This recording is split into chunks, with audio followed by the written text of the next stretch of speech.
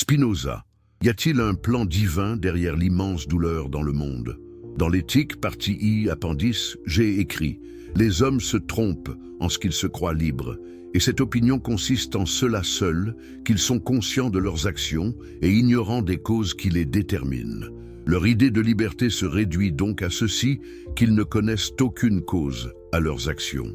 Je suis Baruch Spinoza, et aujourd'hui, je veux partager avec vous une vérité qui dérangera profondément ceux qui cherchent du réconfort dans l'illusion d'un Dieu personnel qui orchestre la douleur du monde selon un plan mystérieux.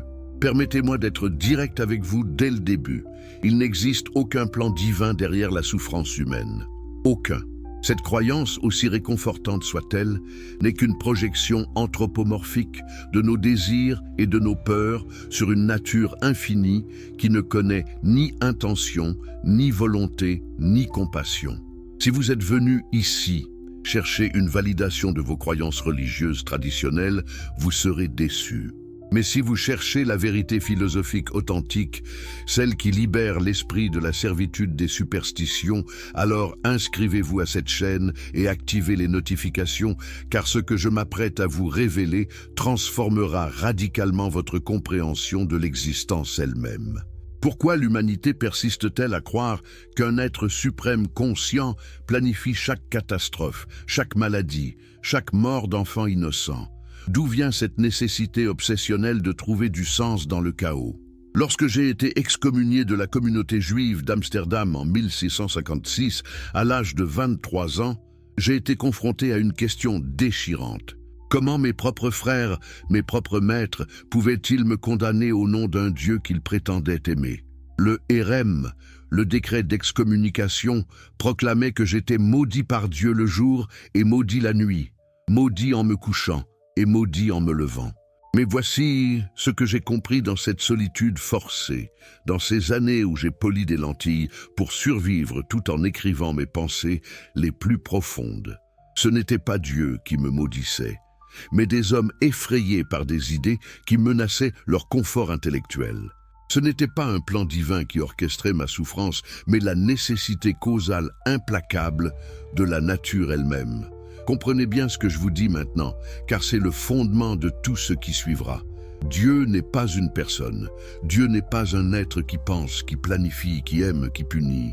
Dans l'Éthique, partie 1, définition 6, j'ai défini Dieu comme l'être absolument infini, c'est-à-dire une substance constituée d'une infinité d'attributs dont chacun exprime une essence éternelle et infinie. Vous voyez ? Rien là-dedans ne ressemble au patriarche barbu de vos images religieuses.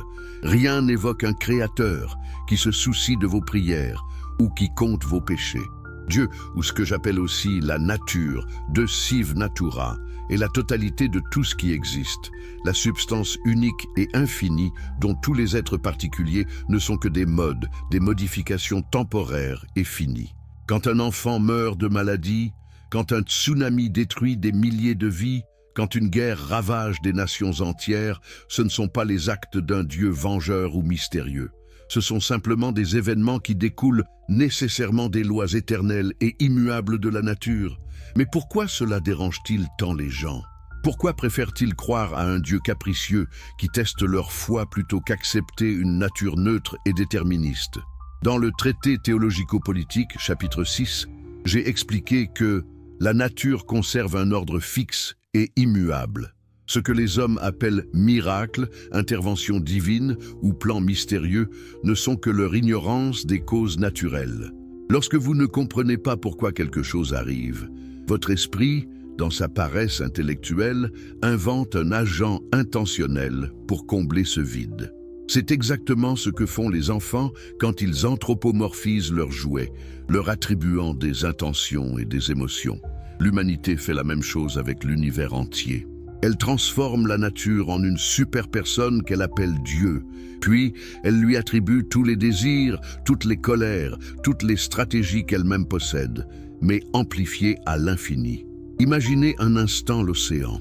Pas un océan particulier que vous pourriez visiter, mais l'idée même de l'océan dans sa totalité, s'étendant à l'infini dans toutes les directions. Cet océan n'a pas de commencement ni de fin. Il n'a jamais été créé et ne sera jamais détruit. Il existe éternellement, nécessairement. Maintenant, imaginez que vous êtes une vague sur cet océan. Vous vous levez, vous vous déplacez, vous retombez. Du point de vue de la vague, vous pourriez avoir l'impression d'exister indépendamment, d'avoir votre propre identité, vos propres choix. Mais en réalité, vous n'êtes qu'une modification temporaire de l'océan lui-même. Vous n'avez jamais été séparé de l'océan et vous ne le serez jamais. La substance de l'océan est votre substance. Les lois qui gouvernent le mouvement de l'océan sont les lois qui vous gouvernent. Voilà exactement ce que je veux dire quand j'affirme que Dieu est l'unique substance et que nous, êtres humains, animaux, plantes, rochers, étoiles, nous sommes tous des modes de cette substance unique. Alors, revenons à votre question fondamentale. Y a-t-il un plan divin derrière l'immense douleur dans le monde? La réponse que je vous donne est radicale et pourrait vous choquer. Cette question elle-même est mal formulée. Elle présuppose qu'il existe un derrière, un au-delà de la nature, une dimension cachée où réside un planificateur conscient.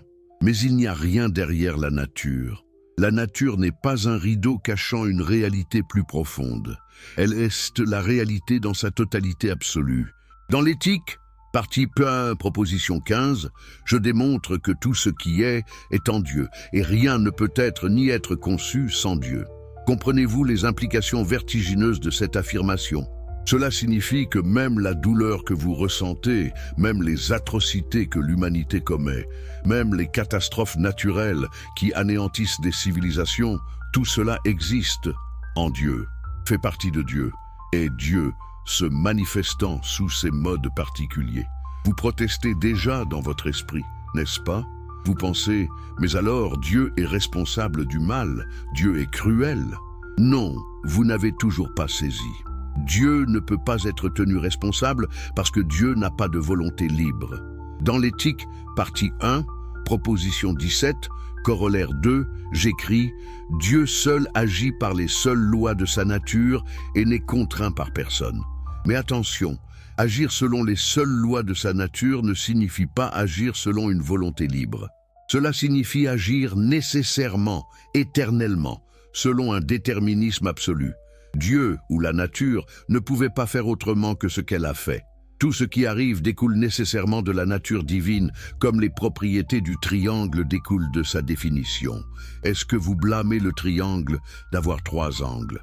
Est-ce que vous demandez pourquoi le cercle n'a pas choisi d'avoir des coins? Ces questions sont absurdes.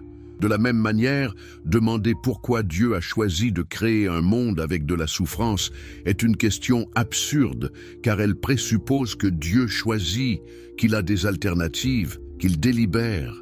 Permettez-moi maintenant d'approfondir ce concept crucial, car c'est ici que se trouve la clé de votre libération intellectuelle.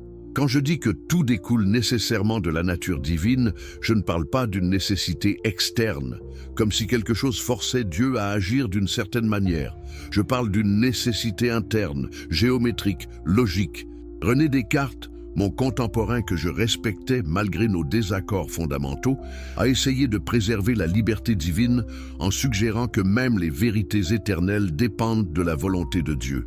Quelle erreur! Dans une lettre que je lui ai écrite, enfin, pas directement à lui puisqu'il était déjà mort quand j'ai commencé à écrire sérieusement, mais mes pensées le concernaient. J'ai critiqué cette position. Si Dieu pouvait faire que 2 plus 2 égale 5, alors toute la connaissance s'effondre dans le chaos. Non, les vérités éternelles ne dépendent pas de Dieu. Elles sont Dieu.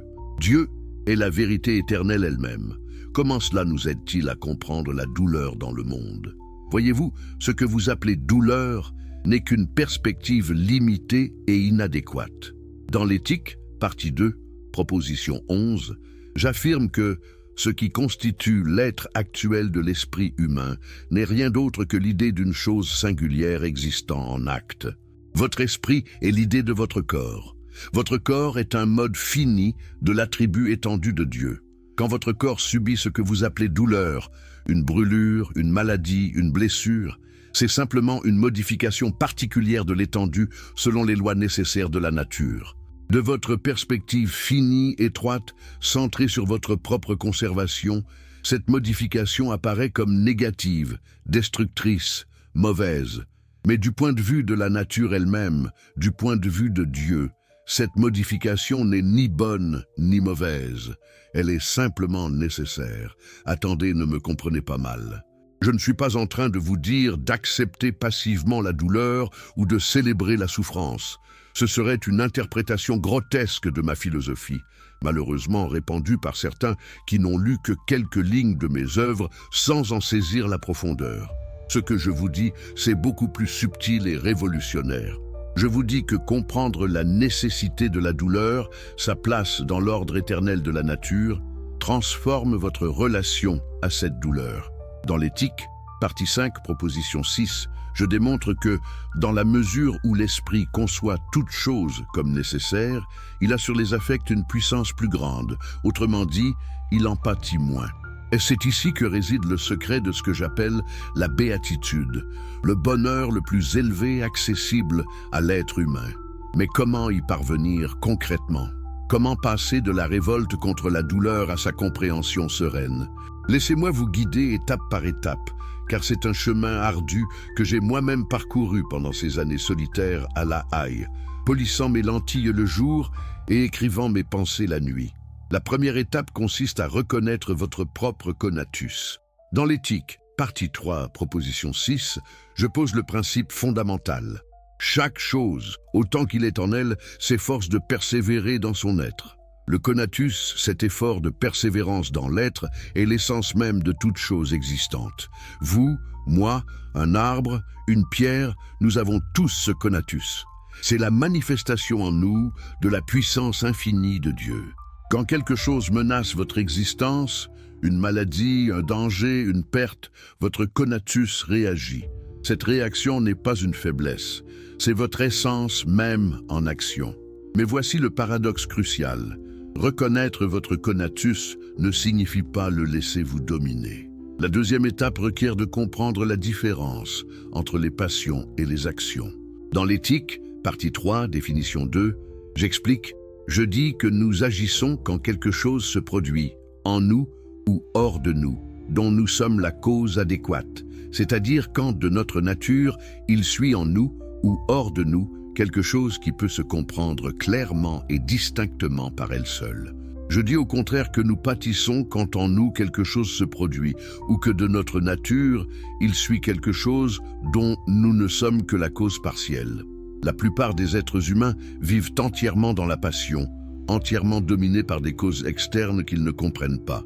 Quand vous souffrez et que vous criez « Pourquoi moi ? Pourquoi Dieu permet-il cela ?» Vous êtes dans la passion la plus pure. Vous êtes un effet, pas une cause. Vous êtes ballotté par les vagues de la causalité sans comprendre les courants profonds qui les créent. Pourquoi est-ce si difficile pour les êtres humains d'accepter qu'ils ne sont pas le centre de l'univers ? Pourquoi persistent-ils à croire que leur joie et leur douleur ont une signification cosmique?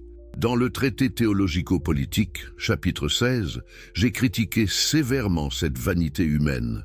Les hommes sont ainsi faits qu'ils ne peuvent vivre sans une loi commune. Mais les lois communes et l'ordre public ont été institués et établis par les hommes. Il s'ensuit que les hommes, en instituant les lois, ont dû et doivent céder au corps social une grande partie de leurs droits naturels. Vous voyez, même la moralité, même les notions de bien et de mal que vous utilisez pour juger si Dieu est juste ou cruel, ce sont des constructions humaines, des conventions nécessaires à la vie sociale, mais sans fondement dans la nature elle-même. La nature ne connaît ni bien ni mal, elle connaît seulement la puissance et l'impuissance, l'existence et la non-existence. Laissez-moi vous raconter quelque chose de personnel, quelque chose que peu de gens savent. Quand j'ai été excommunié à 23 ans, j'ai perdu non seulement ma communauté, mais aussi ma source de revenus.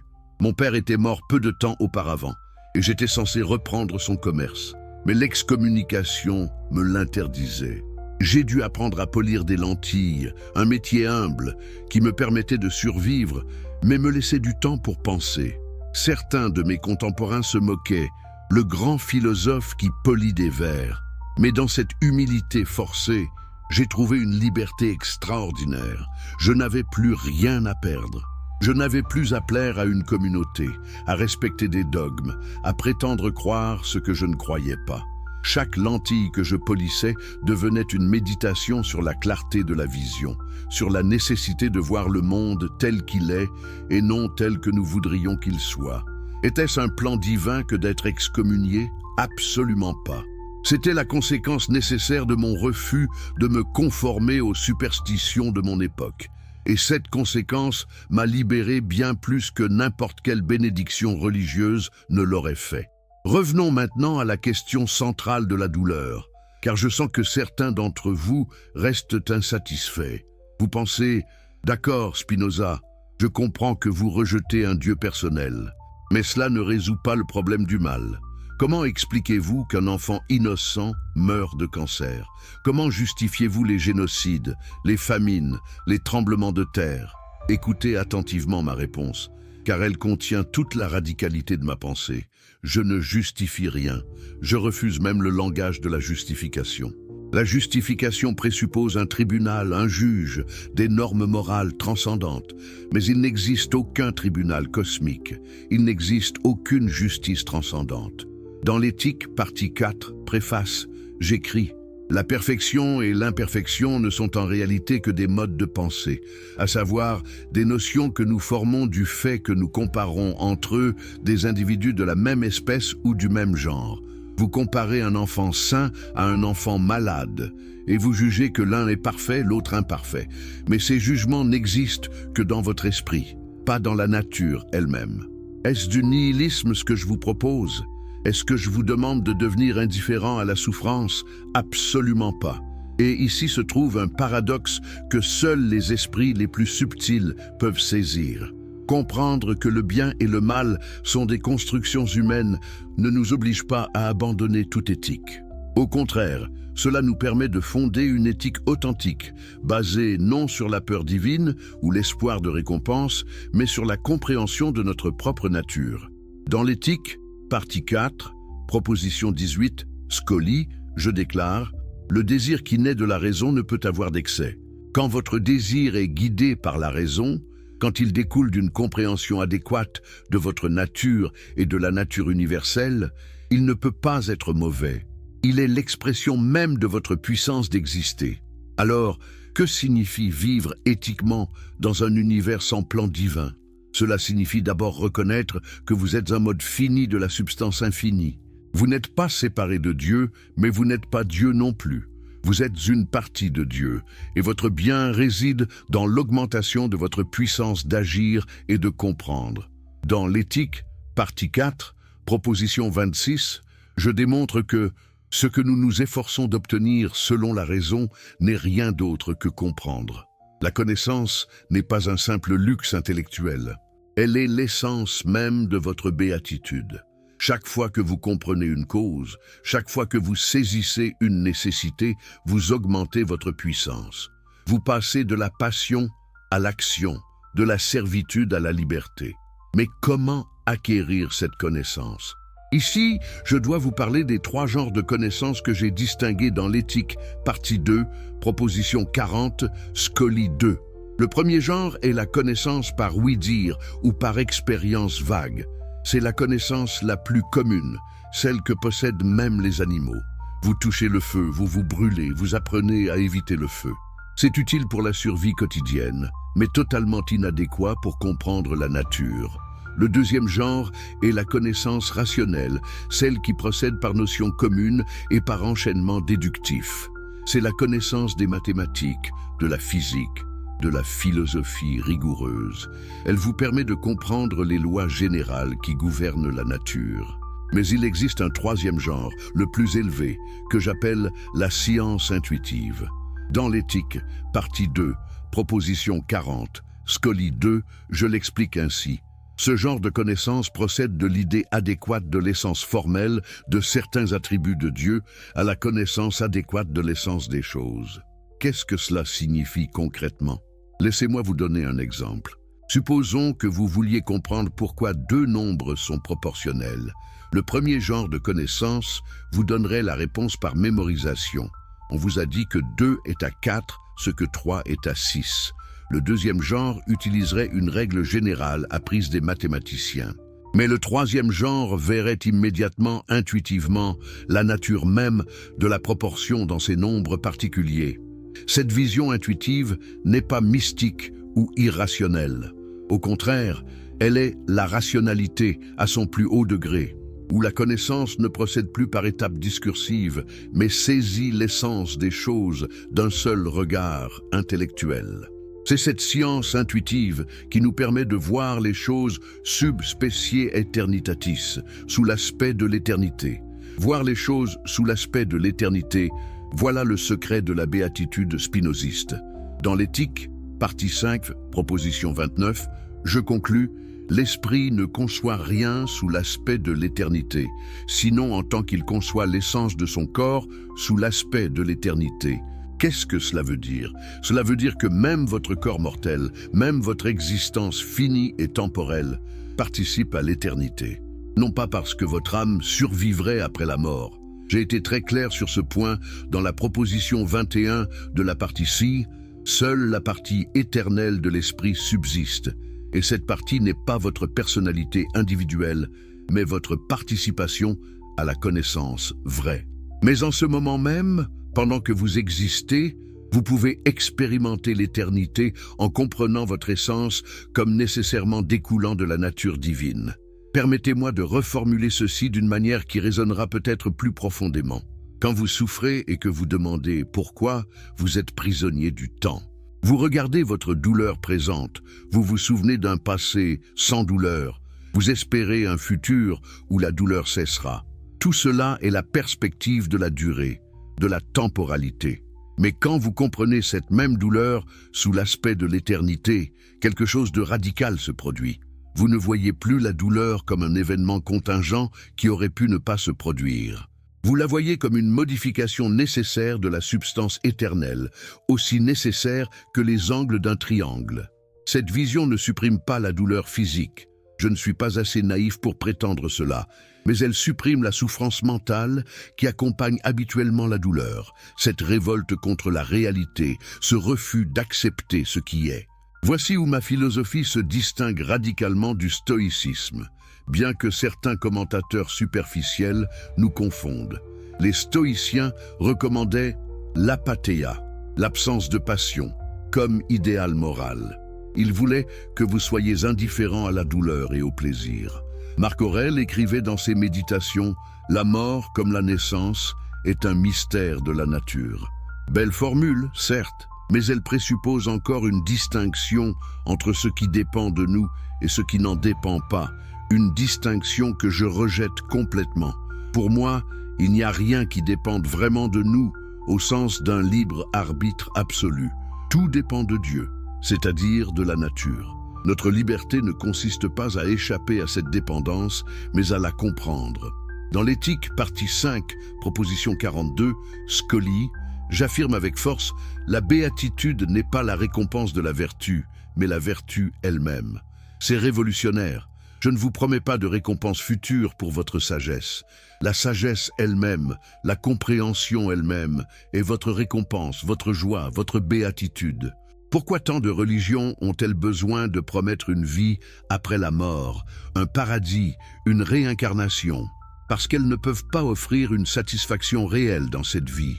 Elles doivent reporter le bonheur à un hypothétique au-delà, parce qu'elles n'ont pas compris la nature véritable du bonheur. Le bonheur n'est pas un état passif de satisfaction. C'est l'activité même de notre puissance d'exister et de comprendre. Dans l'éthique, partie 3, proposition 11, Scoli, j'explique que la joie est le passage de l'homme d'une moindre à une plus grande perfection. Chaque fois que vous comprenez quelque chose que vous ne compreniez pas auparavant, chaque fois que vous augmentez votre puissance d'agir, vous expérimentez la joie. Et la béatitude est simplement la joie la plus haute, celle qui accompagne la compréhension de Dieu lui-même, c'est-à-dire de la nature dans sa totalité. Mais revenons à notre question persistante. Comment cette philosophie nous aide-t-elle face à la douleur concrète du monde? Prenons l'exemple le plus déchirant possible. Un parent qui perd son enfant. Que puis-je dire à ce parent? Que puis-je lui offrir qui ne soit pas une platitude cruelle ou un mensonge réconfortant? Voici ce que je dirais avec toute la compassion dont je suis capable. Votre douleur est réelle. Votre amour pour cet enfant était une expression de votre conatus, de votre essence même. La mort de cet enfant diminue votre puissance d'agir et cette diminution se manifeste comme tristesse. Dans l'éthique, partie 3, définition des affects. Explication, j'écris. La tristesse est le passage de l'homme d'une plus grande à une moindre perfection. Cette tristesse n'est pas une faiblesse morale, elle est l'expression nécessaire de votre nature humaine. Mais, et c'est crucial, comprendre que cette mort était nécessaire, qu'elle a découlé des lois immuables de la nature, peut progressivement transformer votre relation à cette tristesse. Attention, je ne dis pas que vous devez immédiatement accepter et célébrer la mort de votre enfant, ce serait inhumain et absurde. Je dis que le processus de compréhension, le chemin vers la vision sub specie aeternitatis, est graduel et demande un immense effort intellectuel.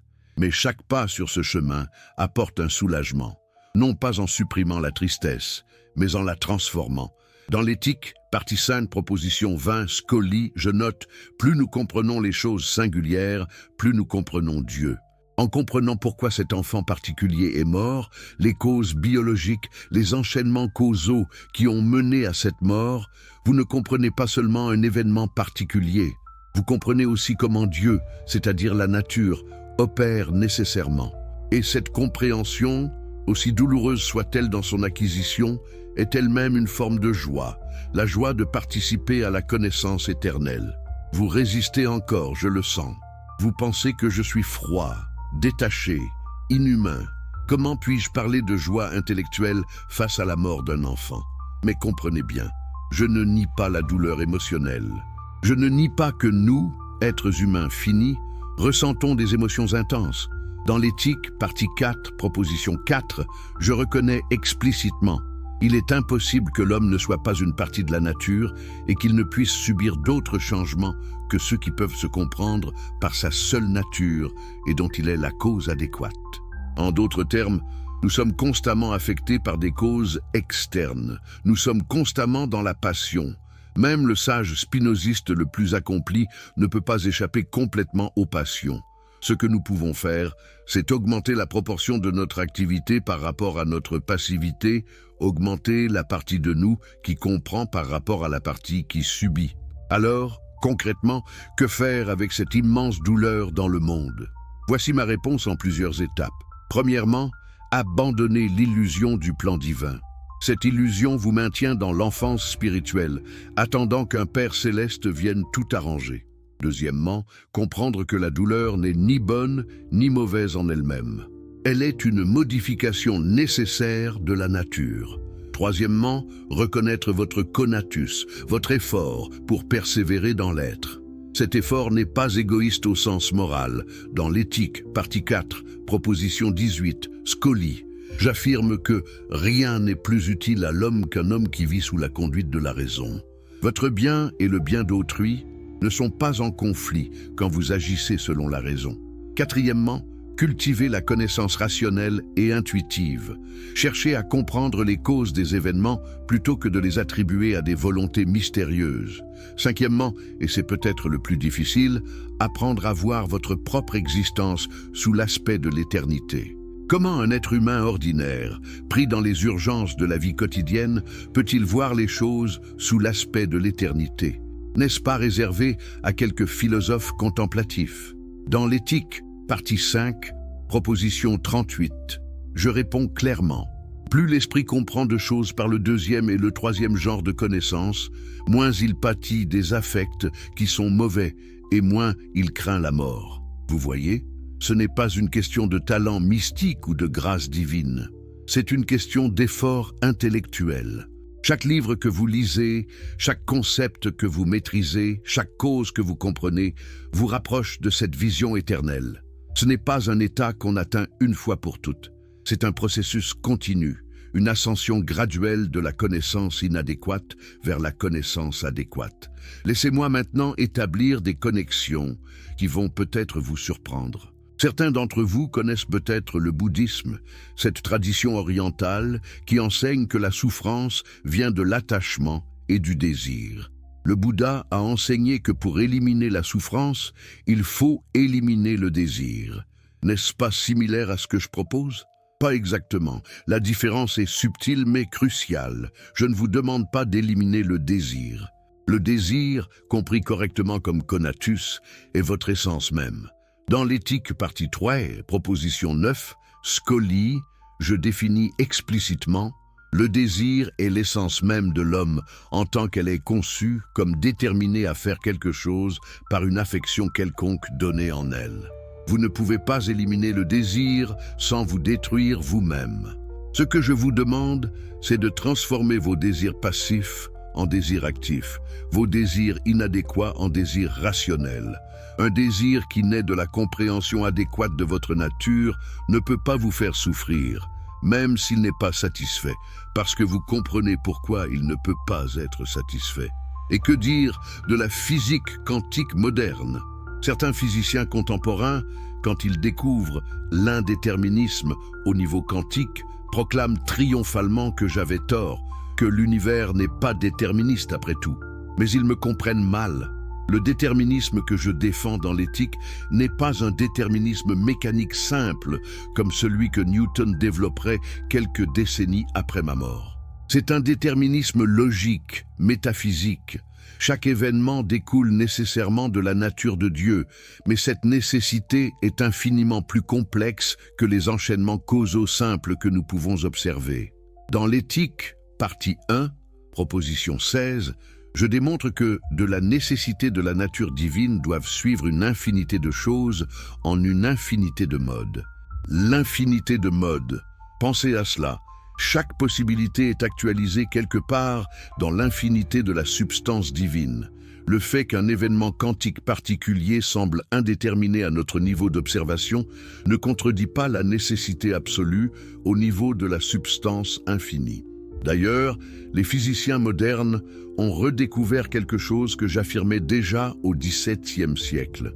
L'observateur et l'observé ne sont pas séparés. Dans la physique quantique, l'acte de mesure affecte ce qui est mesuré. Dans ma philosophie, l'esprit et le corps sont deux aspects du même mode de la substance. Dans l'éthique, partie 2, proposition 7, Scoli, j'écris: une substance pensante et une substance étendue, c'est une seule et même substance, qui est comprise tantôt sous un attribut, tantôt sous l'autre. L'esprit n'est pas dans le corps comme un pilote dans un navire, selon l'erreur cartésienne. L'esprit est l'idée du corps. Ils sont la même chose vue sous deux attributs différents de Dieu. Quand votre corps souffre, votre esprit souffre nécessairement, parce qu'ils ne sont pas deux choses séparées, mais une seule réalité sous deux aspects. Mais alors, si l'esprit et le corps sont identiques, comment l'esprit peut-il avoir du pouvoir sur les émotions du corps? Comment la compréhension intellectuelle peut-elle diminuer la douleur émotionnelle? C'est une excellente question qui m'a occupé pendant des années.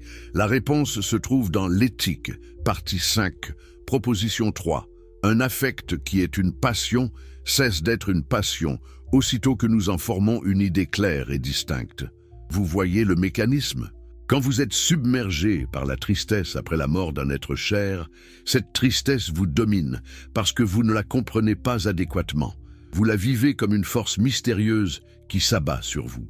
Mais dès que vous comprenez cette tristesse, vous comprenez qu'elle découle de la diminution de votre puissance causée par la perte, vous comprenez les mécanismes neurologiques de la douleur, vous comprenez comment cette perte s'inscrit dans l'ordre nécessaire de la nature. Cette tristesse commence à se transformer. Elle ne disparaît pas immédiatement, mais elle cesse d'être une passion qui vous domine. Elle devient un affect que vous comprenez, et donc sur lequel vous avez une certaine puissance.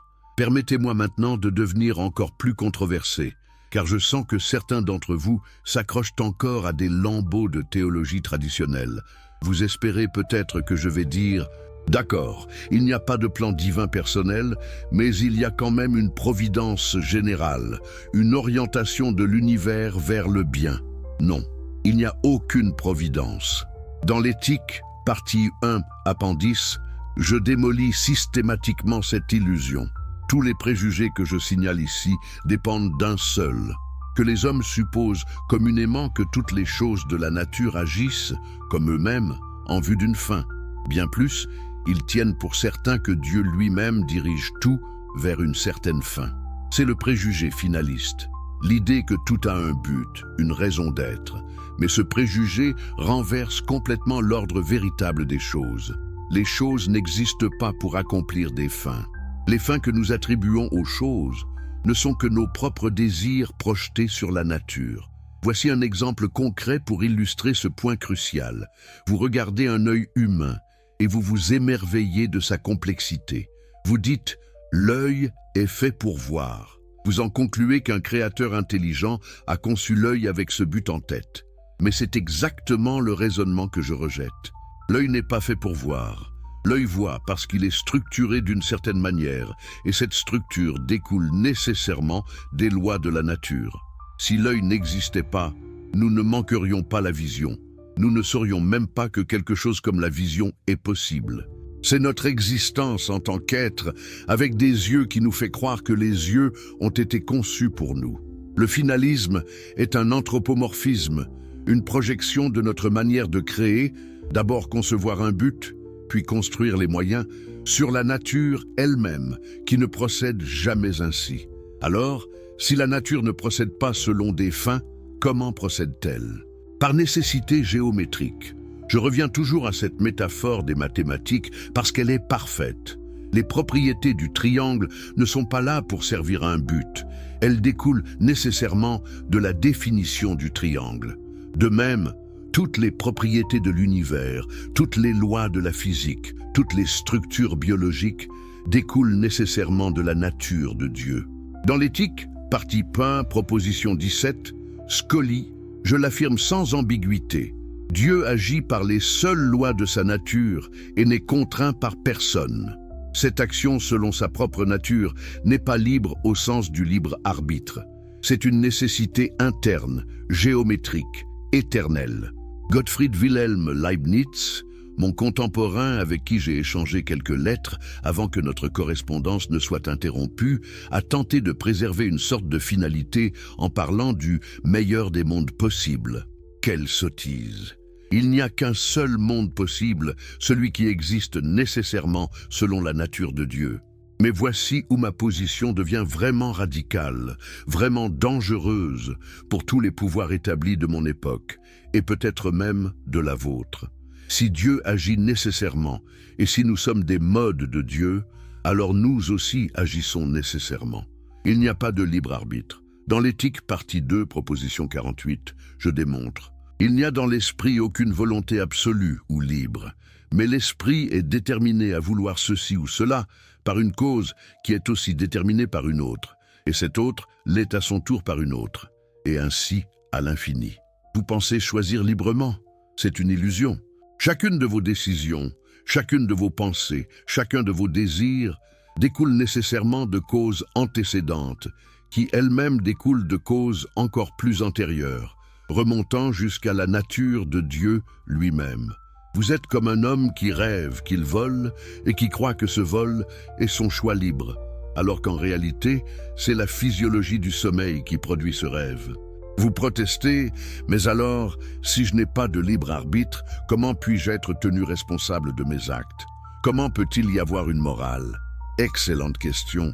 C'est exactement celle que mes détracteurs me posaient pour me discréditer. Spinoza détruit la moralité. Si tout est nécessaire, alors on peut tout faire. Mais ils ne comprennent pas. L'absence de libre arbitre métaphysique n'implique pas l'absence de responsabilité pratique.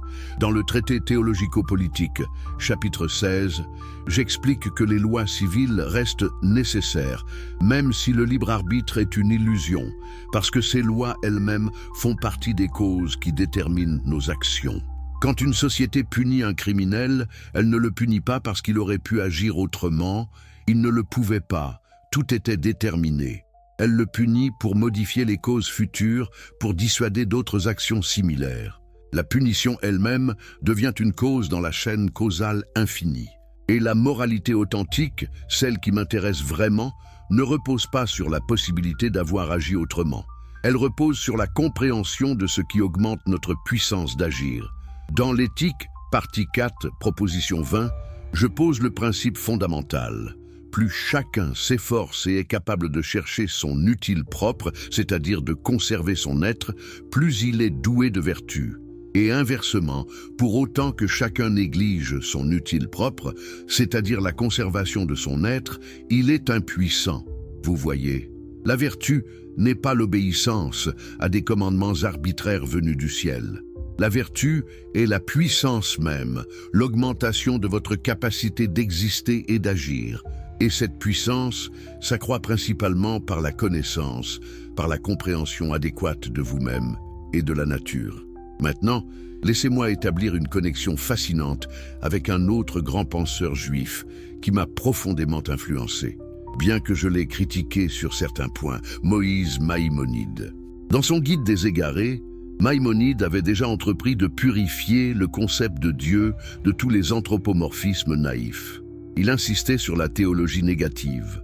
On ne peut pas dire ce que Dieu est, seulement ce qu'il n'est pas. Dieu n'est pas corporel, n'est pas dans le temps, n'est pas passionné.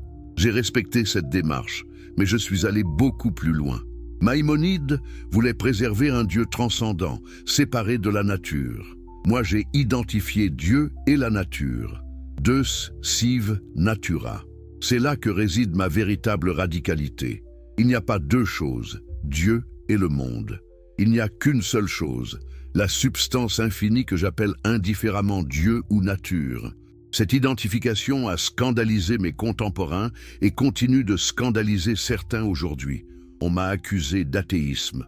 Mais c'est exactement le contraire. Je suis le philosophe le plus religieux qui soit, parce que pour moi, tout est Dieu, tout est divin, tout est sacré. Quand vous regardez un arbre, vous regardez Dieu. Quand vous respirez Dieu. Quand vous souffrez, c'est Dieu qui souffre en vous. Non pas un Dieu qui compatit depuis l'extérieur, mais un Dieu qui est votre souffrance elle-même, parce que vous êtes un mode de ce Dieu. Dans l'éthique, partie 2, proposition 13, Scoli, j'écris « L'objet de l'idée constituant l'esprit humain est le corps, autrement dit un certain mode de l'étendue existant en acte, et rien d'autre. Votre esprit est l'idée de votre corps. Votre corps est une modification de l'étendue divine. Donc, votre esprit est l'idée d'une modification de Dieu. Tout est Dieu se modifiant lui-même, de manières infiniment variées. La douleur dans le monde n'est pas quelque chose qui arrive à Dieu. C'est quelque chose qui arrive en Dieu, qui est Dieu se manifestant sous certains modes particuliers. Vous commencez à voir, n'est-ce pas, comment cette vision transforme radicalement votre relation à la souffrance. Si la souffrance est Dieu se manifestant, si elle est aussi divine que la joie, aussi nécessaire que la beauté, alors elle perd son caractère de scandale métaphysique.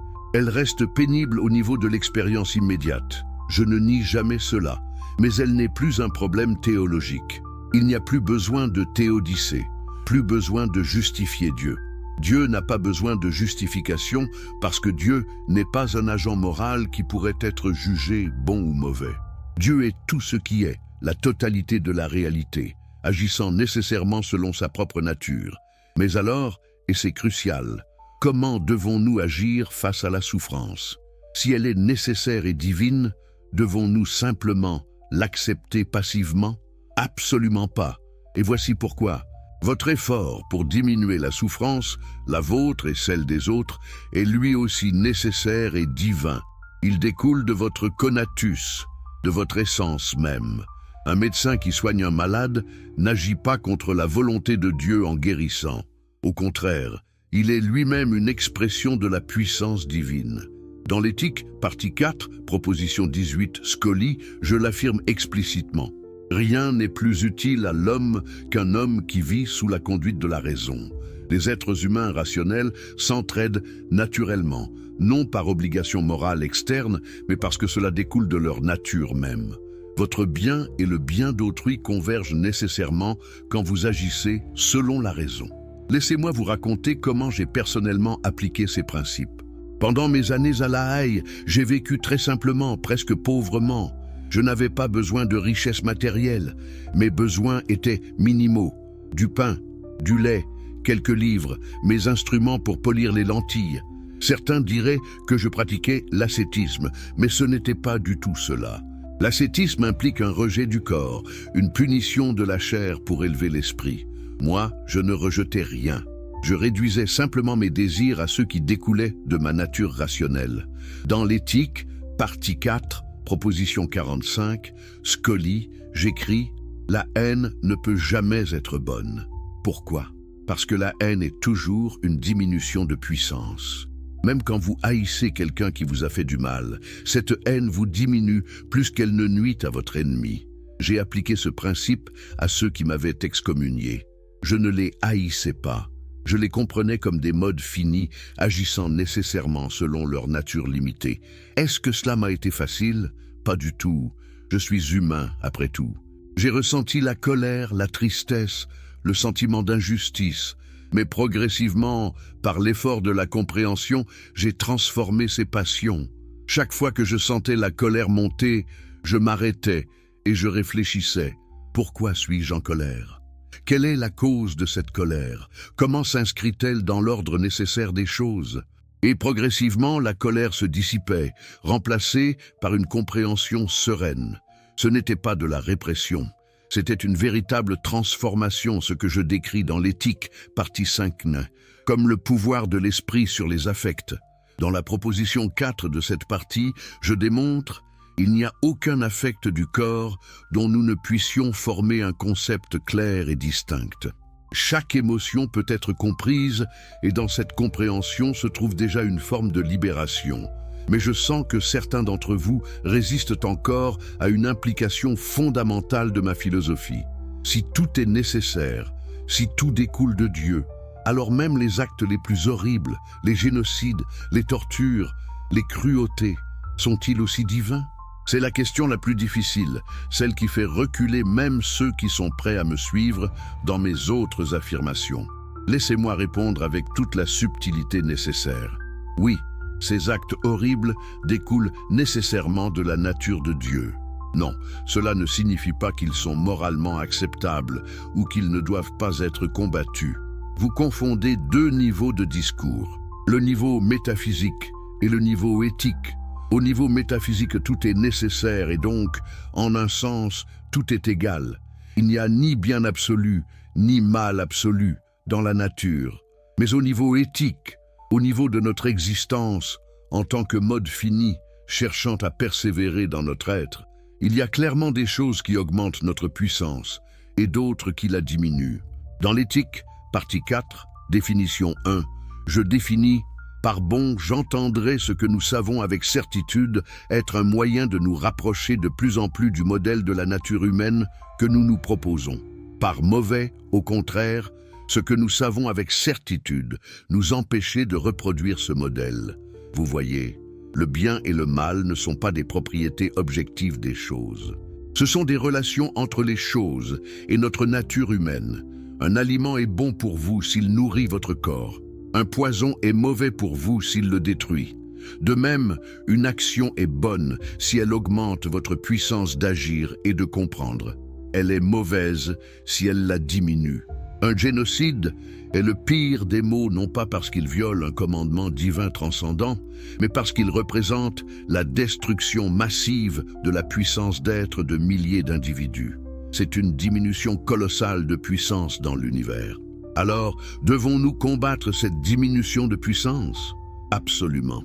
Dans l'éthique, partie 4, proposition 37, je démontre que le bien que recherche pour lui-même tout homme qui suit la vertu, il le désirera aussi pour les autres hommes. Et cela d'autant plus qu'il aura une connaissance plus grande de Dieu. Vous voyez le mécanisme. Plus vous comprenez, plus vous vous identifiez avec la totalité de la nature, plus vous désirez naturellement le bien des autres. Ce n'est pas un commandement moral externe. Tu dois aimer ton prochain. C'est une conséquence nécessaire de la compréhension adéquate. Quand vous comprenez vraiment que vous et les autres êtes tous des modes de la même substance unique, La distinction entre votre bien et celui des autres devient beaucoup moins rigide. Votre propre puissance augmente quand la puissance des autres augmente, parce que vous êtes tous interconnectés dans la substance unique. Laissez-moi maintenant vous emmener vers le sommet de ma philosophie, vers ce que j'appelle l'amor Dei intellectualis, l'amour intellectuel de Dieu. Dans l'éthique, partie 5, proposition 32, corollaire, j'affirme. Nous jouissons de ce troisième genre de connaissance, et en nous réjouissons, accompagnés de l'idée de Dieu comme cause. Qu'est-ce que cela signifie?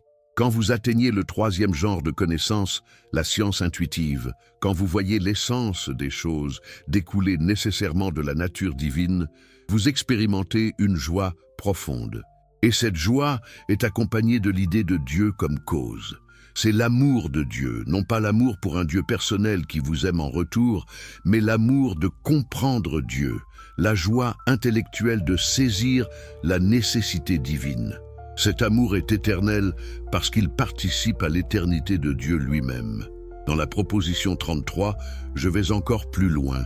L'amour intellectuel de l'Esprit envers Dieu est l'amour même de Dieu par lequel Dieu s'aime lui-même. C'est vertigineux, n'est-ce pas? Quand vous aimez Dieu intellectuellement, c'est Dieu qui s'aime lui-même à travers vous. Mais comment atteindre cet amour intellectuel de Dieu?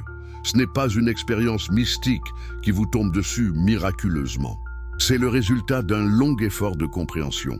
Dans l'éthique, partie 5, proposition 14, je l'explique, l'esprit peut faire que toutes les affections du corps, autrement dit les images des choses, se rapportent à l'idée de Dieu. Chaque expérience, même la plus ordinaire, peut être comprise comme une manifestation de Dieu. Quand vous mangez du pain et que vous comprenez comment ce pain a été produit par les lois de la biologie et de l'agriculture, comment votre corps le transforme en énergie selon les lois de la physiologie, comment tout cela s'inscrit dans la nécessité divine, vous expérimentez l'amour intellectuel de Dieu. Le pain devient sacré, non pas au sens religieux traditionnel, mais parce que vous le comprenez comme une manifestation nécessaire de la substance divine. Votre corps devient un temple, non pas parce qu'une âme immortelle y réside, mais parce qu'il est lui-même un mode de Dieu. Tout devient lumineux de signification quand vous le voyez sous l'aspect de l'éternité. Permettez-moi de m'arrêter un moment sur cette notion d'éternité, car c'est peut-être la plus mal comprise de toutes mes idées. Quand je parle d'éternité, je ne parle pas d'une durée infinie, d'un temps qui s'étend sans fin dans le futur. Dans l'éthique, partie 1, définition 8, je définis. Par éternité, j'entends l'existence elle-même, en tant qu'on la conçoit suivre nécessairement de la seule définition de la chose éternelle. L'éternité n'est pas dans le temps, elle est hors du temps, ou plutôt, elle est ce dont le temps lui-même n'est qu'un mode, une manière inadéquate de percevoir. Quand vous comprenez une vérité mathématique, par exemple que la somme des angles d'un triangle égale toujours 180 degrés, vous saisissez quelque chose d'éternel. Cette vérité n'est pas devenue vraie à un moment donné et ne cessera jamais de l'être. Elle est vraie éternellement hors du temps. De même, quand vous comprenez l'essence de votre propre être comme découlant nécessairement de Dieu, vous saisissez votre propre éternité. Non pas que vous vivrez éternellement en tant qu'individu conscient, j'ai été très clair sur le fait que la personnalité individuelle périt avec le corps. Mais la partie de vous qui comprend l'intellect en acte participe à l'éternité divine. Mais comment cela nous aide-t-il pratiquement face à la douleur immédiate? Imaginez que vous recevez un diagnostic de maladie grave. La peur vous envahit, votre conatus se sent menacé, votre corps entre en mode de panique. C'est une réaction naturelle, nécessaire même. Dans l'éthique, partie 3, proposition 39, j'explique « Qui est une chose s'efforcera de l'écarter ou de la détruire ». Votre corps veut détruire la maladie, l'écarter, survivre. Cette volonté de vivre n'est pas quelque chose à condamner, c'est votre essence même. Mais si vous restez dans ce niveau de pure réaction passionnelle, vous souffrez doublement. Une fois de la maladie elle-même, une fois de votre incompréhension et de votre révolte contre elle. Alors que se passe-t-il si vous appliquez ma philosophie? D'abord, vous reconnaissez la peur comme une passion, comme un affect qui découle de causes que vous pouvez investiguer. D'où vient cette peur? De l'idée de votre mort future, de l'imagination de la douleur à venir, de l'attachement à votre existence présente. Toutes ces causes peuvent être comprises. Ensuite, vous cherchez à comprendre la maladie elle-même. Quelles sont ses causes biologiques? Comment s'inscrit-elle dans les lois de la nature? Cette compréhension ne guérit pas la maladie. Je ne prétends pas être un charlatan proposant des remèdes miraculeux, mais elle transforme votre relation à la maladie. Vous passez de « pourquoi moi? C'est injuste » à « ceci est arrivé nécessairement selon les lois de la nature, et maintenant je dois mobiliser ma puissance pour y répondre au mieux ». Cette transformation n'est pas de la résignation passive. Au contraire, dans l'éthique, partie 4, proposition 59, je démontre à toutes les actions auxquelles nous sommes déterminés par un affect qui est une passion, nous pouvons être déterminés sans lui par la raison. Vous pouvez accomplir les mêmes actions, consulter des médecins, suivre des traitements, modifier votre mode de vie, mais au lieu d'être poussé par la peur panique, vous êtes guidé par la compréhension rationnelle. Et cette différence est immense. L'action guidée par la raison est plus efficace parce qu'elle n'est pas perturbée par les fluctuations émotionnelles. Elle est aussi accompagnée de joie plutôt que de tristesse, parce qu'elle représente une augmentation de votre puissance d'agir, plutôt qu'une soumission passive à des forces externes. Maintenant, je veux établir une connexion qui pourrait surprendre certains d'entre vous. Connaissez-vous les travaux récents en neurosciences sur le déterminisme neural? Des scientifiques ont découvert que les décisions que vous croyez prendre consciemment sont en fait précédées de quelques millisecondes par une activité neuronale inconsciente. Votre cerveau décide avant que votre conscience ne soit au courant. Certains ont vu là une confirmation de ce que j'affirmais il y a plus de 3 siècles. Le libre arbitre est une illusion. Nous sommes déterminés par des causes qui précèdent notre conscience. Mais attention, ces scientifiques font parfois l'erreur de réduire tout à la neurobiologie, comme si le cerveau était la seule réalité. Moi, je ne suis pas un matérialiste réductionniste. Dans l'éthique, partie 2, axiome 2, j'affirme « l'homme pense ». La pensée est aussi réelle que l'étendue. Ce ne sont pas 2 substances séparées, comme le croyait Descartes, mais 2 attributs de la même substance unique. Votre pensée n'est pas causée par votre cerveau. Votre pensée et votre cerveau sont la même chose vue sous 2 attributs différents de Dieu. C'est le parallélisme psychophysique que j'ai établi et qui reste d'une actualité étonnante.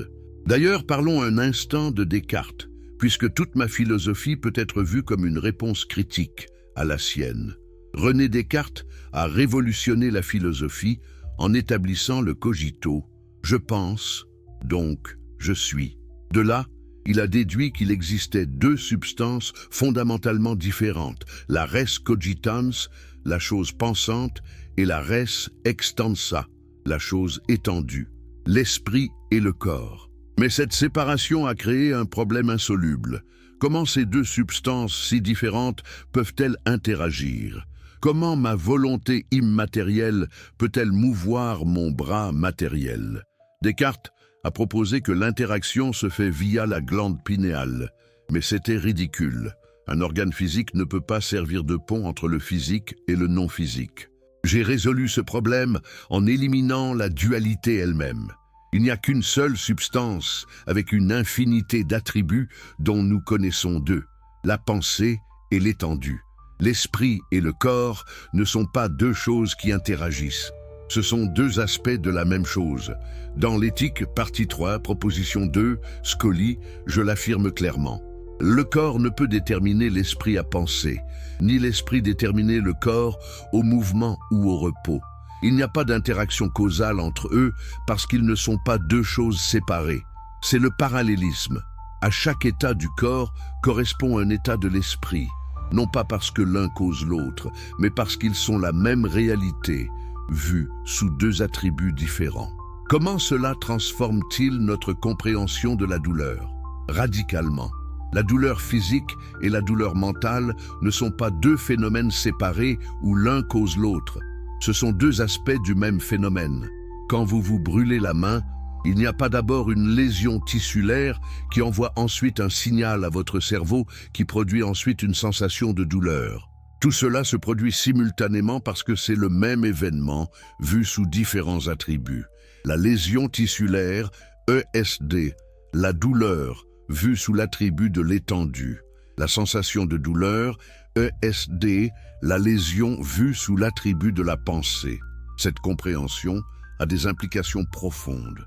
Elle signifie que vous ne pouvez pas vraiment séparer le traitement du corps du traitement de l'esprit. Guérir le corps guérit nécessairement l'esprit et vice-versa parce qu'ils sont identiques. Mais revenons à notre question centrale que j'ai promise de ne jamais perdre de vue. Existe-t-il un plan divin derrière l'immense douleur dans le monde? Après tout ce chemin intellectuel que nous avons parcouru ensemble, vous comprenez maintenant pourquoi ma réponse est non, mais aussi pourquoi ce non n'est pas désespérant. Il n'y a pas de plan parce qu'il n'y a pas de planificateur. Il n'y a que la nature se déployant selon sa propre nécessité interne. Mais cette absence de plan n'est pas un chaos. C'est un ordre, mais un ordre géométrique, mathématique, éternel, et non pas un ordre téléologique orienté vers des buts. Dans l'éthique, partie 1, appendice, je démolis systématiquement tous les arguments finalistes.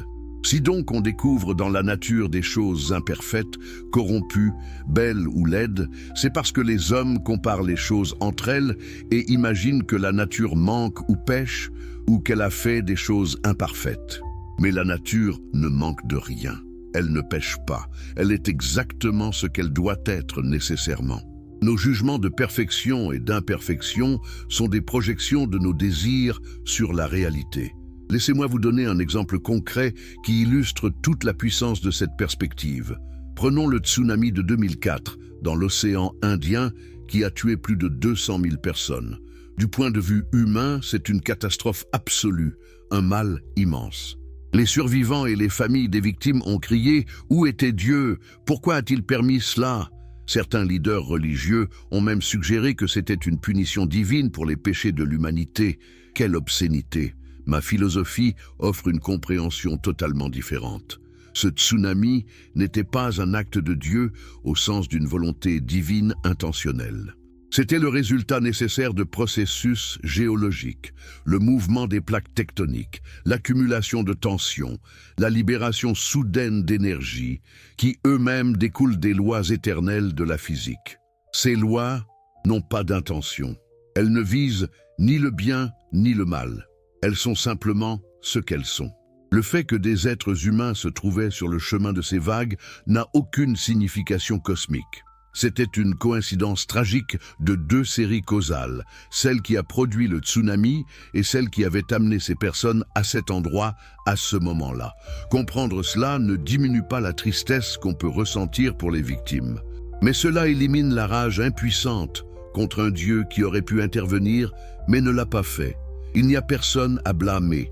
Il n'y a que la nature étant ce qu'elle est nécessairement. Est-ce que cette compréhension nous condamne à l'inaction? Absolument pas. Comprendre les causes des tsunamis nous permet de développer des systèmes d'alerte précoce, de construire des infrastructures plus résistantes, d'éduquer les populations sur les mesures de sécurité. Tout cela découle de la compréhension rationnelle.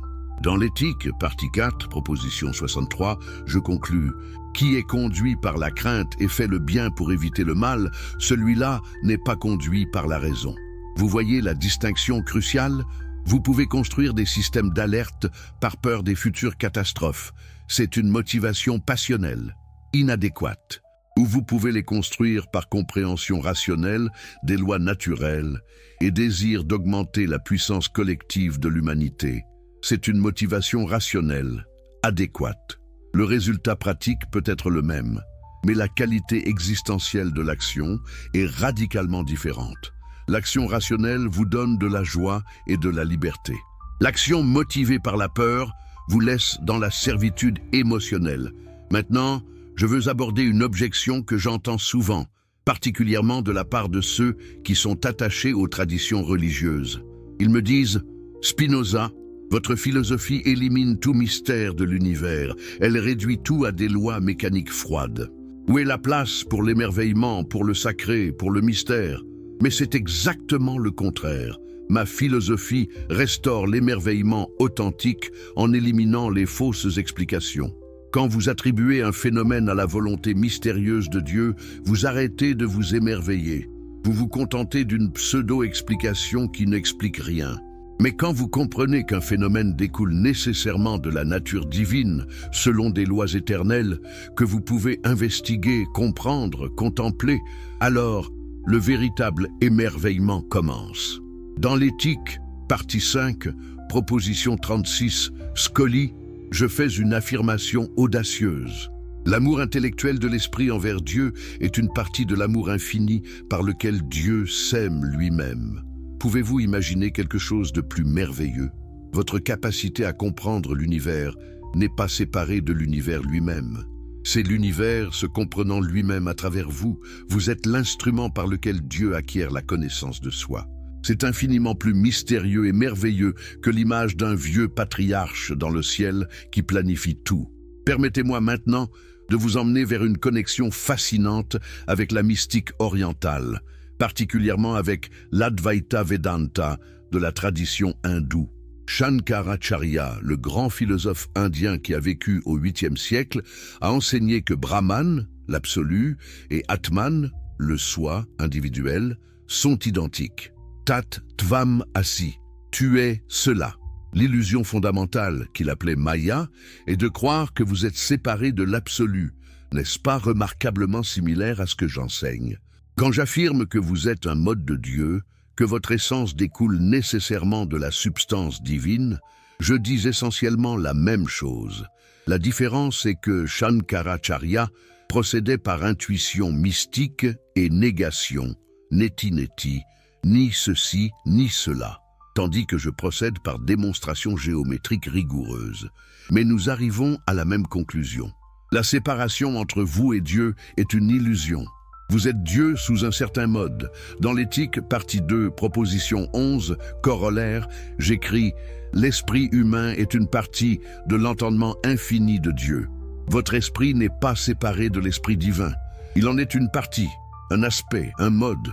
Mais voici où je diffère crucialement des mystiques. Je ne dis pas que le monde des apparences est illusoire. Les modes sont réels. Votre corps est réel. La table devant vous est réelle. Ils ne sont pas des illusions qu'il faut percer pour atteindre une réalité plus profonde. Ils sont la réalité, mais comprise inadéquatement quand on les perçoit comme séparés de Dieu. Dans l'Éthique, partie 1, proposition 25, corollaire, j'affirme: les choses particulières ne sont rien d'autre que des affections des attributs de Dieu. Autrement dit, des modes par lesquels les attributs de Dieu s'expriment d'une manière certaine et déterminée. Les choses particulières sont des expressions de Dieu, pas des voiles cachant Dieu. Voir une table sous l'aspect de l'éternité ne signifie pas voir à travers la table vers quelque chose d'autre. Cela signifie voir la table elle-même comme une modification nécessaire de la substance divine.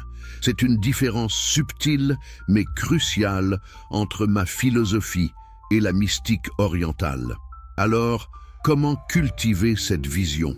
Comment passer de la perception ordinaire des choses à leur perception subspéciée à eternitatis?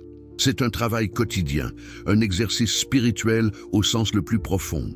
Chaque matin, quand je me levais dans ma petite chambre à la Haye, avant de commencer à polir mes lentilles, je prenais un moment pour méditer, non pas au sens religieux traditionnel, mais au sens philosophique. Je réfléchissais, qu'est-ce que je suis? Je suis Baruch Spinoza, un homme particulier avec une histoire particulière. Mais plus profondément, je suis un mode fini de la substance infinie. Mon existence découle nécessairement de Dieu. Chaque pensée que je vais avoir aujourd'hui, chaque action que je vais accomplir, est une expression de la puissance divine, se manifestant à travers ce mode particulier que je suis. Cette réflexion ne me rendait pas passif ou résigné. Au contraire, elle me remplissait d'énergie et de détermination. Si je suis un mode de Dieu, alors ma puissance d'agir et de comprendre est une expression de la puissance divine elle-même. Augmenter ma puissance, c'est augmenter la puissance de Dieu. Non pas que Dieu ait besoin d'être augmenté, puisqu'il est déjà infiniment puissant, mais chaque mode qui augmente sa puissance exprime plus pleinement la nature divine.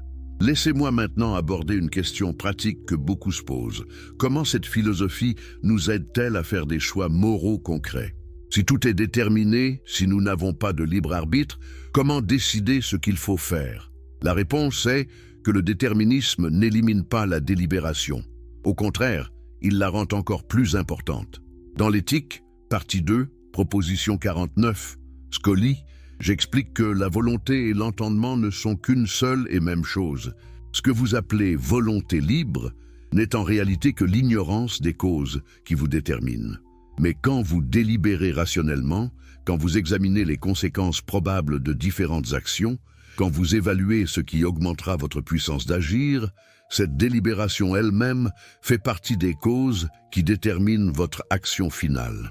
Vous n'êtes pas libre au sens d'échapper à la causalité, mais vous pouvez être libre au sens d'agir selon votre nature rationnelle, plutôt que d'être ballotté par des causes externes que vous ne comprenez pas. Dans l'éthique, partie 1, définition 7, je définis la liberté. Cette chose est dite libre qui existe par la seule nécessité de sa nature et est déterminée par soi seul à agir. Seul Dieu est libre en ce sens absolu. Mais nous pouvons nous approcher de cette liberté dans la mesure où nos actions découlent de notre nature rationnelle plutôt que de causes externes inadéquatement comprises. Permettez-moi de vous donner un exemple concret de délibération morale spinoziste. Supposons que vous découvriez qu'un ami vous a trahi. Votre réaction immédiate, passionnelle, pourrait être la colère et le désir de vengeance. Dans l'éthique, partie 3, définition des affects. 36, je définis la colère comme le désir qui nous incite, par haine, à faire du mal à celui que nous haïssons.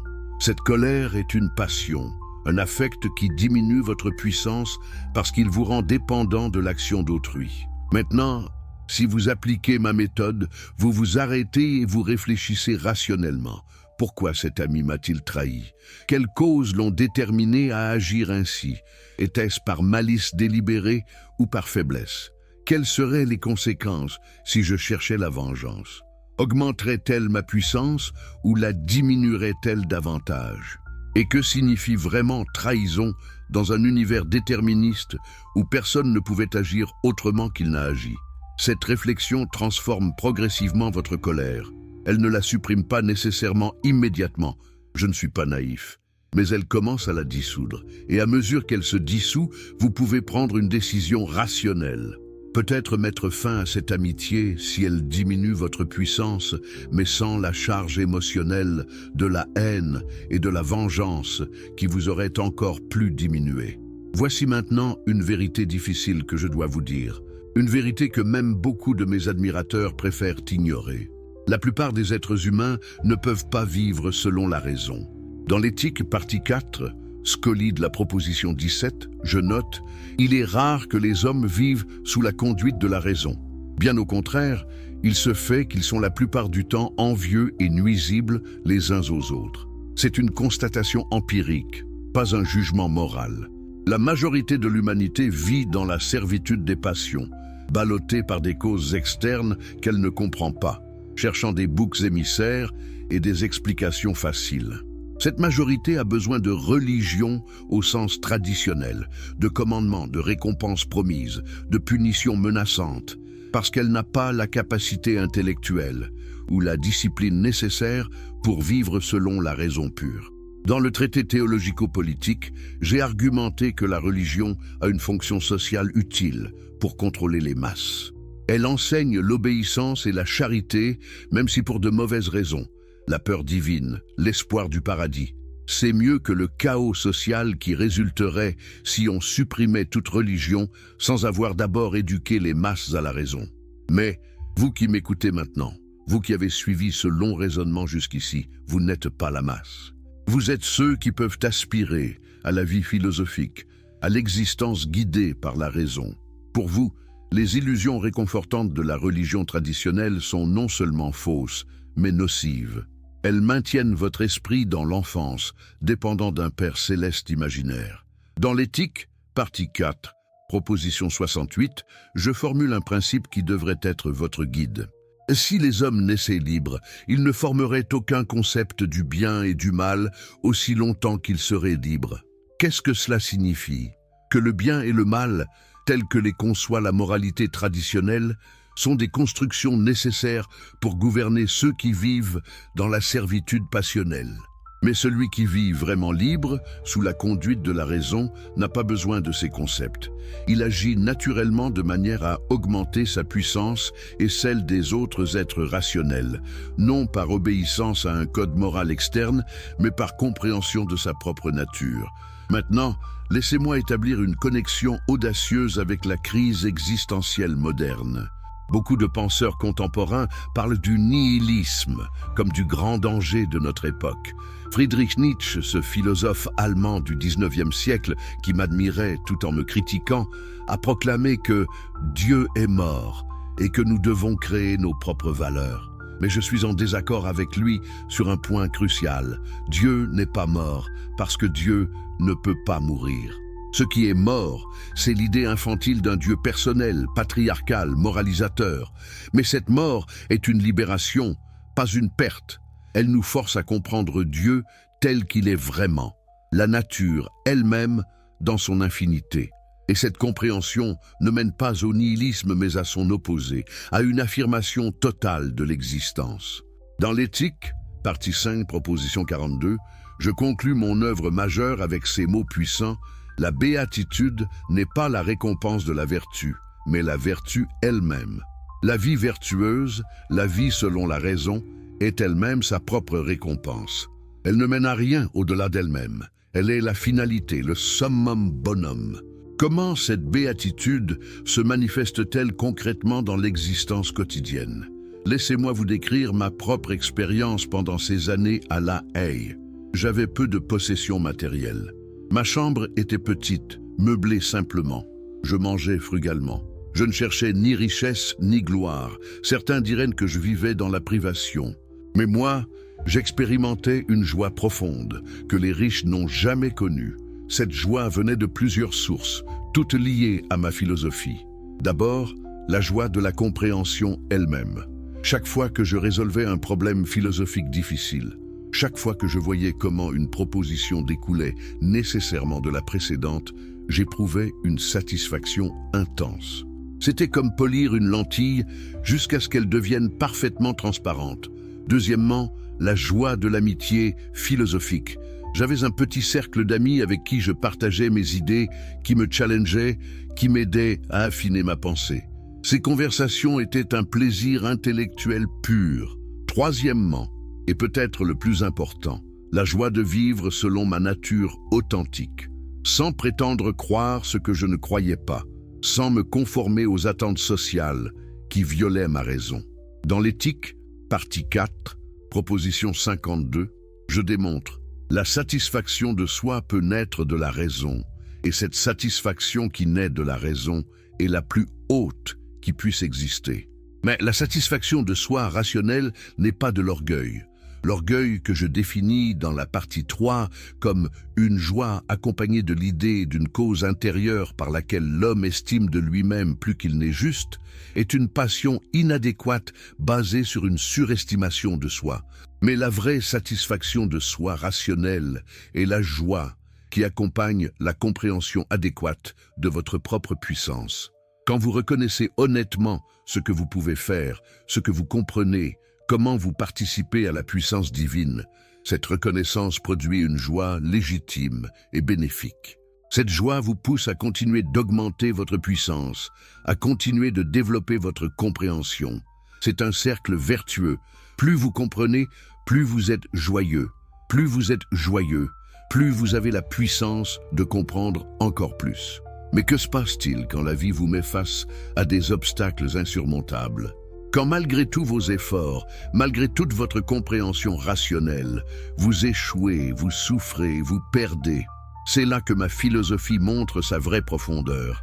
Dans l'éthique, partie 4, axiome, j'établis: il n'existe dans la nature aucune chose singulière, qu'il n'en existe une autre plus puissante et plus forte. Mais quelle que soit la chose donnée, il en existe une autre plus puissante, par laquelle la première peut être détruite.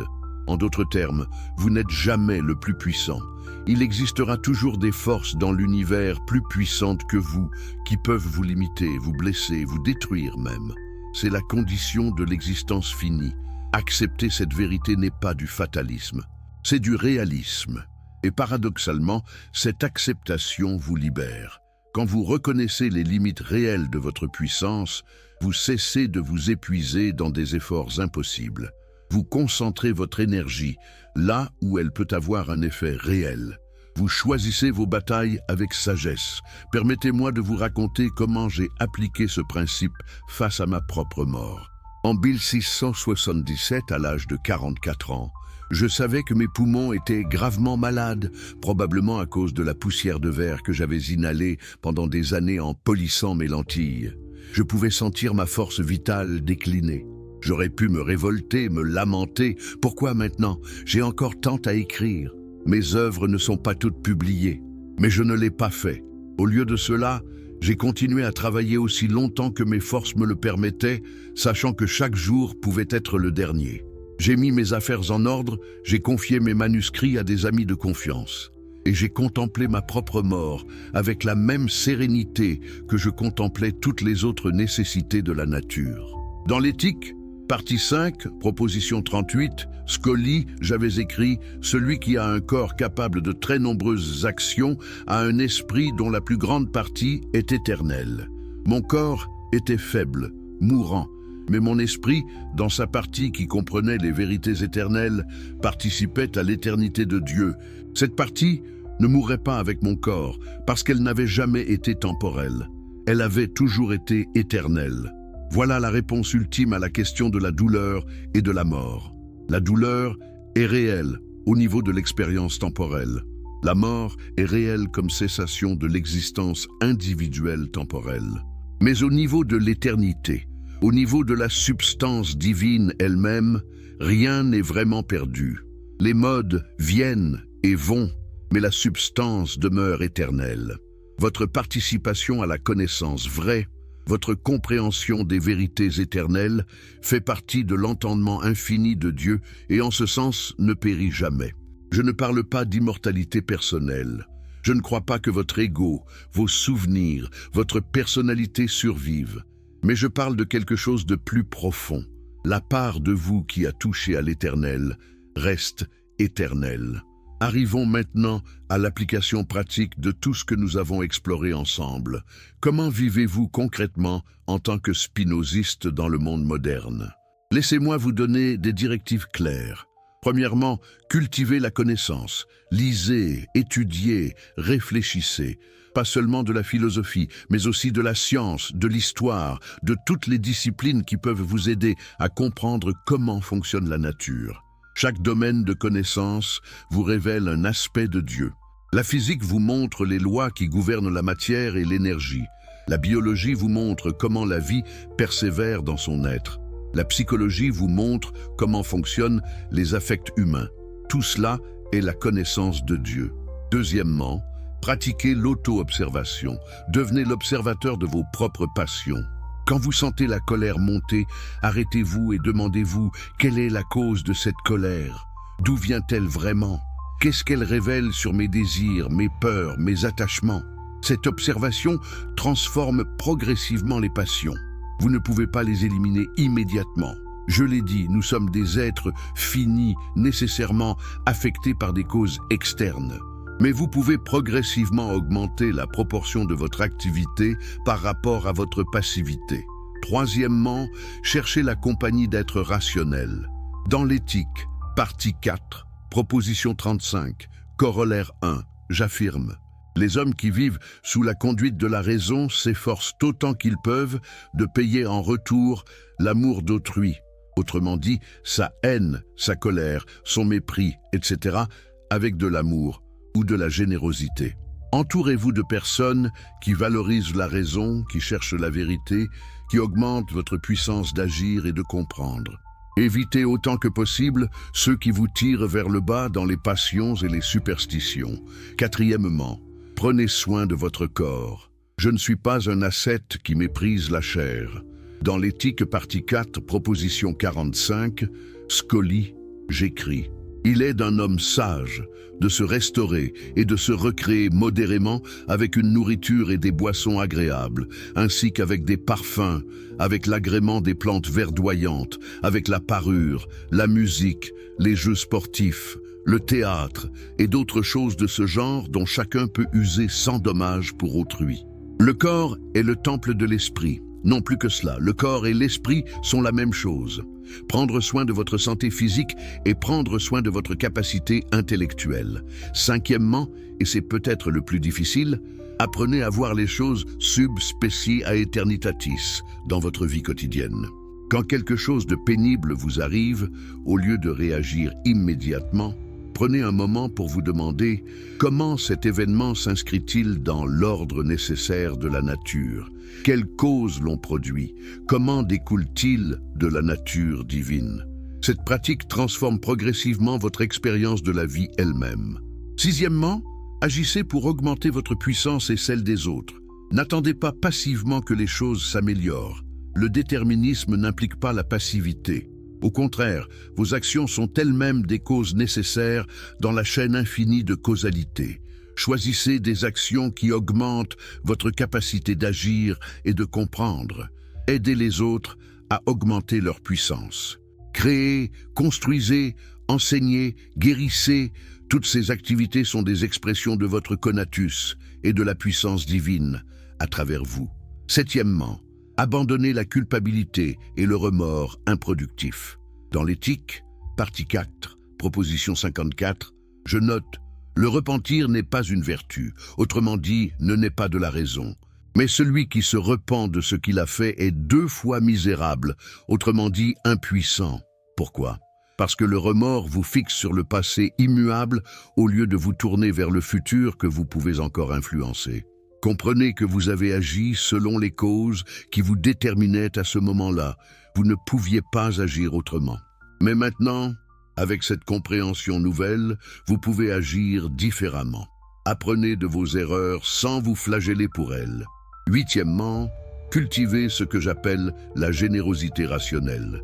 Dans l'éthique, partie 3, définition des affects, 48, je définis la générosité comme le désir par lequel chacun s'efforce, par le seul commandement de la raison, à aider les autres hommes et à se les attacher par l'amitié.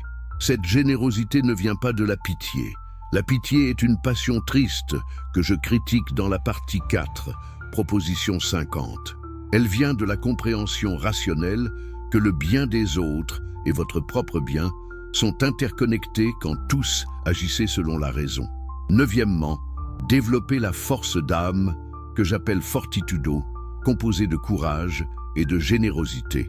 Le courage, animositas, est le désir par lequel chacun s'efforce, par le seul commandement de la raison, à conserver son être.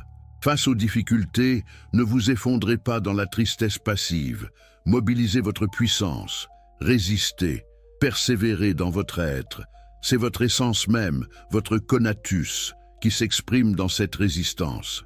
Dixièmement, et c'est ma directive finale, visez toujours la béatitude, l'amor Dei intellectualis. Tout ce que je vous ai dit converge vers ce sommet. L'amour intellectuel de Dieu, la joie suprême qui accompagne la compréhension de Dieu.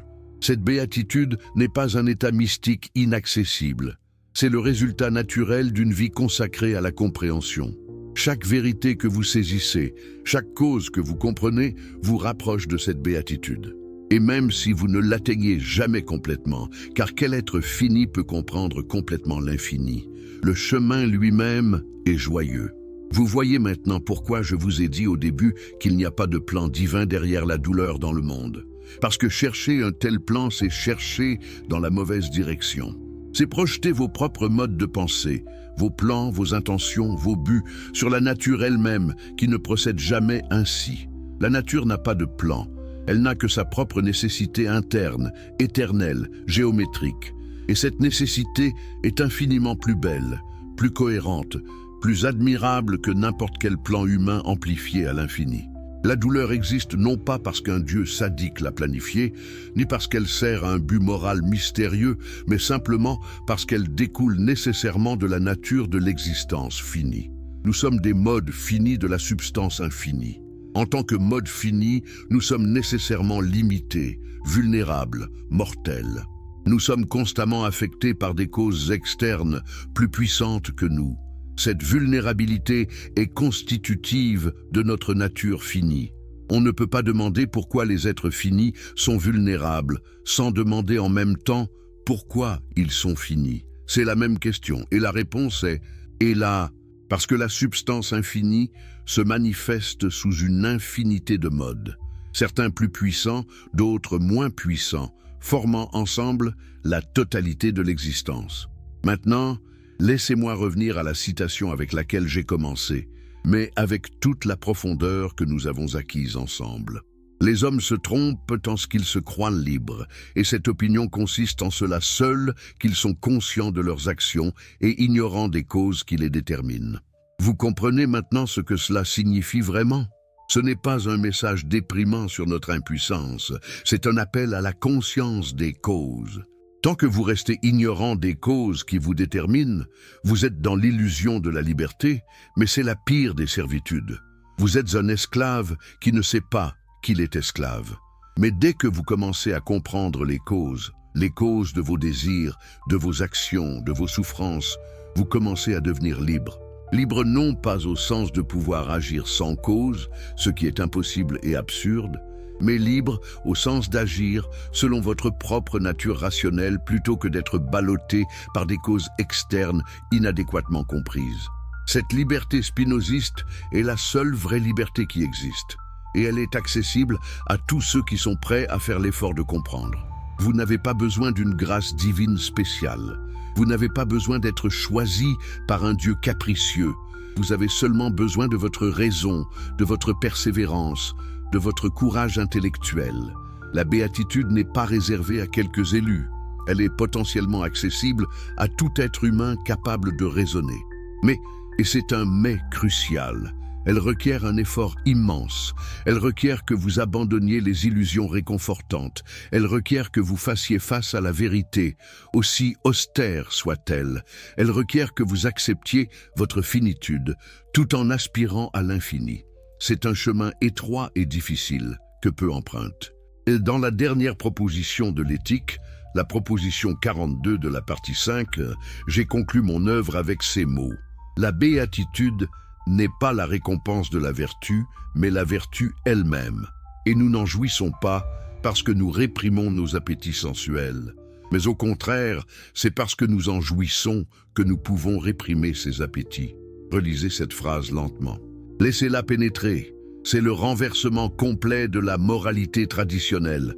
La moralité traditionnelle dit « Réprimez vos désirs, obéissez aux commandements et vous serez récompensés par le bonheur dans l'au-delà. » Moi je dis « Comprenez la vérité, vivez selon la raison et vous expérimenterez la béatitude maintenant dans cette vie. » Et c'est cette béatitude elle-même qui vous donnera naturellement la puissance de modérer vos appétits destructeurs, non par répression forcée, mais par transformation naturelle de vos désirs. Alors, vous qui m'avez écouté jusqu'ici, vous qui avez suivi ce long voyage intellectuel avec moi, que ferez-vous maintenant? Retournerez-vous aux illusions réconfortantes? Continuerez-vous à chercher des plans divins là où il n'y en a pas? Continuerez-vous à vous révolter contre la nécessité de la nature en demandant « Pourquoi? Pourquoi moi? Pourquoi maintenant ?» Ou embrasserez-vous la vérité libératrice? Accepterez-vous que vous êtes un mode fini de Dieu, participant à sa puissance infinie, mais nécessairement limité dans votre expression? Commencerez-vous le travail difficile, mais infiniment récompensant, de comprendre les causes, de transformer vos passions, de voir les choses sous l'aspect de l'éternité? Le choix vous appartient, non pas au sens d'un libre arbitre absolu, car vous êtes déterminé à choisir selon votre nature et les causes qui vous ont amené à ce point. Mais vous pouvez cultiver en vous les causes qui mènent à la raison plutôt que celles qui mènent à la superstition. Vous pouvez décider, et oui, même dans mon déterminisme, la décision a un sens, car elle est elle-même une cause nécessaire, de consacrer votre vie à la compréhension plutôt qu'à l'illusion. Et si vous faites ce choix, si vous embrassez cette voie philosophique, sachez que vous ne serez pas seul. Vous rejoindrez une lignée séculaire de penseurs qui ont eu le courage de voir au-delà des mythes, de questionner les autorités, de chercher la vérité coûte que coûte. Vous rejoindrez ceux qui comprennent que la plus grande dignité humaine ne réside pas dans une supposée immortalité de l'âme ou dans une prétendue séparation d'avec la nature, mais dans notre capacité unique de comprendre la nature elle-même, de participer consciemment à la puissance divine, de transformer par la compréhension notre servitude en liberté relative. Je vous laisse maintenant avec cette image finale, cette métaphore qui encapsule tout ce que j'ai essayé de vous transmettre. Vous êtes comme une goutte d'eau dans l'océan infini de la substance divine. Du point de vue de la goutte, vous pourriez vous sentir petit, insignifiant, séparé. Vous pourriez souffrir de votre finitude, pleurer votre mort future quand la goutte se dissoudra dans l'océan. Mais si vous comprenez vraiment, si vous voyez sous l'aspect de l'éternité, vous réalisez que vous n'avez jamais été séparé de l'océan. Vous êtes l'océan lui-même, se manifestant temporairement sous cette forme particulière. Votre essence est l'essence de l'océan. Votre substance est sa substance. Et quand la goutte se dissout, rien n'est vraiment perdu, car la goutte n'était qu'une forme temporaire d'une réalité éternelle. Cette compréhension ne supprime pas toute tristesse face à la dissolution. Nous sommes humains, finis, attachés à notre forme particulière. Mais elle tempère cette tristesse avec une sérénité profonde, une acceptation joyeuse de notre place dans l'ordre éternel des choses. La douleur dans le monde n'est pas un mystère qui requiert un plan divin pour être expliqué. C'est simplement une manifestation nécessaire de l'existence finie dans un univers gouverné par des lois éternelles et immuables. Et comprendre cela, vraiment comprendre, pas simplement l'accepter intellectuellement, mais l'intégrer dans votre être entier, c'est le début de la sagesse, le début de la liberté, le début de la béatitude. Voilà mon message ultime à vous.